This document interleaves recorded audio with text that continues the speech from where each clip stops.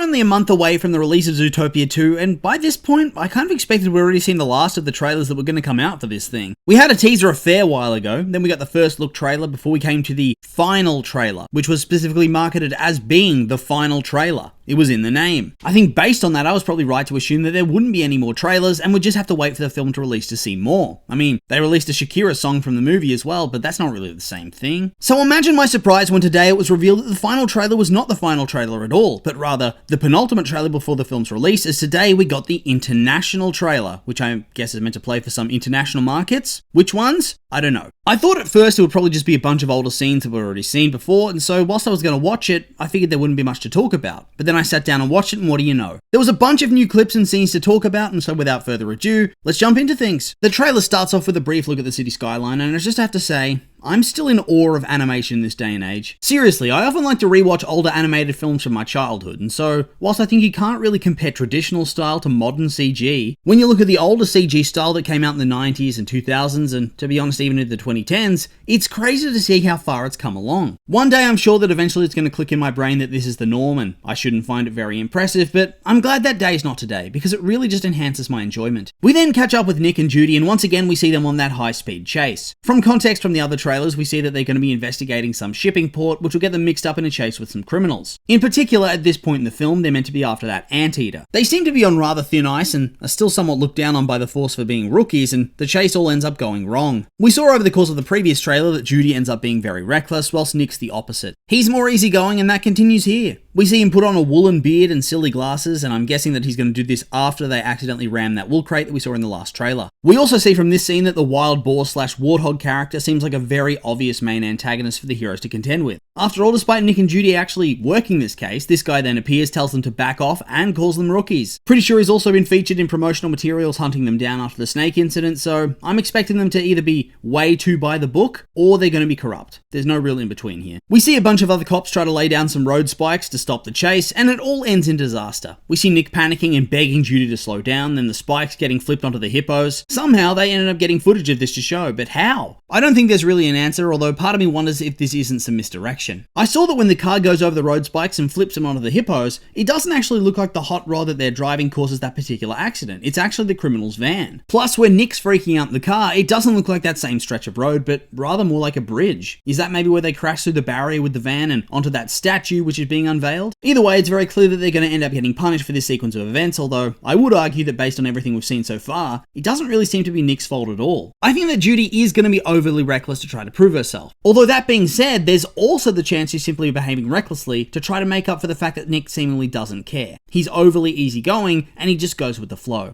We'll have to wait and see on that score, I think. Bogo, of course, is going to be pissed off by all of this, but Judy and Nick are going to get a second chance because, as we saw in the previous trailer, Judy's going to find a scale along the chase route, which in turn is going to make it clear that something's afoot. I guess they also somehow have a photo of this snake to go along with it, so maybe he's known to police, maybe he has a bit of a name outside the city or something like that. So this piece of evidence keeps them together for now, but at the same time, they're still going to be forced to attend therapy in the early stretch of this movie. Meanwhile, Judy's also going to get more and more invested in the case, which will lead to the big gala. The more I see, the more I think that a big part of the movie is going to be about Judy and Nick really struggling to work together as partners and not understanding the way the other is. Realizing that they both need to meet in the middle in order to make their partnership work properly and ensure that they don't keep making mistakes and bungling investigations and pursuits. Judy's clearly veering deeply into reckless territory, which I think is frustrating Nick because he thinks they should be easygoing and not trying too hard. He gets scared in the car chase when he feels Judy's going too fast, and he almost seems frustrated at the gala trying to get through to her that there hasn't been a snake in Zootopia in ages. So why would there be one now? Conversely, I think his doubts are going to spur her on to be more reckless, and the cycle's going to go on until there's a blow-up, emotional discussion, and resolution where they both realize they need to change. We get a bigger look at the gala sequence, which looks like it's going to be a heap of fun, and I suspect it won't be as quick as it seems in the trailers. I think they'll probably see a brief gazelle performance, they mingle, maybe talk to Mr. Big to ask him about the snake and whether he knows him, and then we might have one or two cutaway scenes to different characters as well, just outside of the lead pair. We then get a look at the scene with Gary rising out of the bag on stage that's featured across pretty much every version version of every single trailer. I do wonder what the plan was for him here. Was he trying to give a speech to clear his name? Was it simply a bit of bad luck for him and he didn't mean for that to happen? Either way, it seems like a miscalculation. The horse mare screams, and I just noticed that there's seemingly plainclothes police with him. Maybe they're meant to be guards? I feel like they really stick out though. They're not very incognito. One is full casual with a badge, and the other seems to have a protective vest on. Not exactly subtle. Maybe they're not supposed to be subtle, but then I'd ask, why aren't they in proper uniform so people know who they are from the get-go? It's just a little bit confusing. We then finally get to see some of the aftermath of the crashing of the party. The zebra cops get the mayor out of there pronto, people are falling over and smashing into things in their haste to try to escape, and Judy goes off in pursuit of Gary. This will then lead into their confrontation, which is where Nick's going to come in out of nowhere and smack him in the head with a frying pan, and then Judy's going to be forced to throw him out the window to save him from being arrested. It seems that somebody then comes in on a motorbike to save him and get him out of there, but no idea who it could be at this stage. As usual, the trailer cuts away, and so we don't really see what happens next with Judy and Nick. Judy's just tossed Gary out of the window and he's escaped, and judging by how the cops treat her and Nick later on in the movie,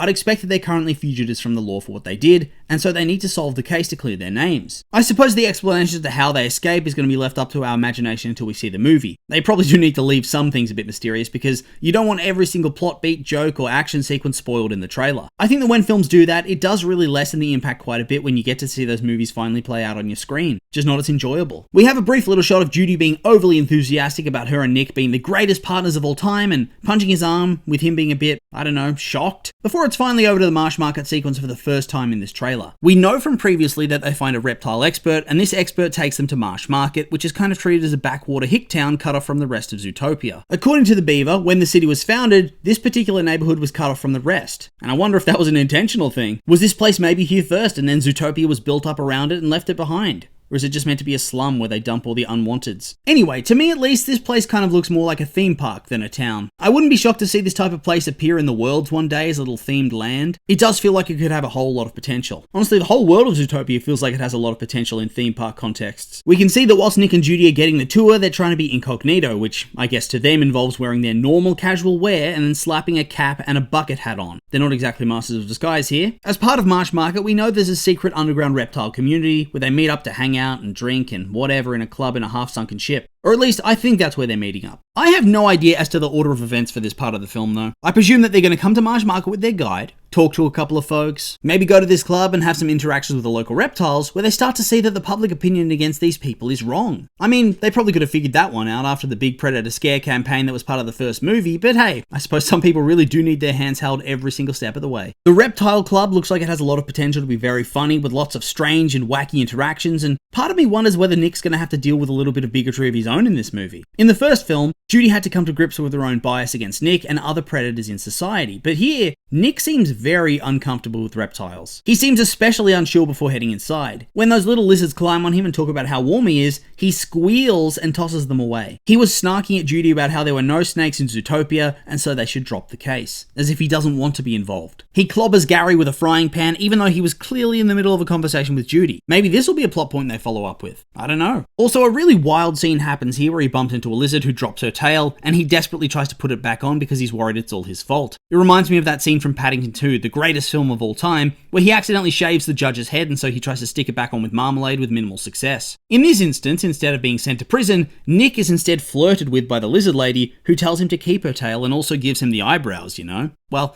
is the eyebrows the right word here? I don't think lizards have eyebrows. Maybe she just gives him the brow ridge. We then cut to Mr. Big with his daughter and now his granddaughter, and he's telling Judy that being caught up with snakes is dangerous. They're all in their formal wear, so I guess that this is likely at or just before the party. Also, I like that you can see in the background that a couple of the big polar bear goons are seemingly bent over a table, and I'm pretty sure they're making clothes. I see the pink cloth, and I'm fairly certain those are sewing machines. The idea of those giant, violent bears making tiny formal wear for these shrews, it's just so funny and ridiculous. I love when Zootopia really leans into the absurdity in this way. It just makes the world come to life. We see that the mayor sends out the cops, and judging by what the Lynx guy says in the next scene, it is explicitly to deal with Nick and Judy rather than just Gary. So I think the mayor's going to be told this by the Lynx, as we did see a scene of them in that room in the previous trailer, and then the mayor's going to lay down the law to the cops. It seems that things get quite intense though. We see Judy straight up take down one of her fellow cops, brutal. She also has a really scared or upset look on her face, so I wonder what's going on here. Has Nick been caught or something? It looks like the Reptile Club's going to be raided by the police at some point, given that Judy, Nick, and the Beaver seem to need to get out of there pronto, which I think is then going to lead into the chase scene in Marsh Market where the hippo cops are trying to get them. Great hungry hippos gag here as well. They then find Gary in the midst of the chaos and chase him into one of those water tubes for aquatic animals, but of course,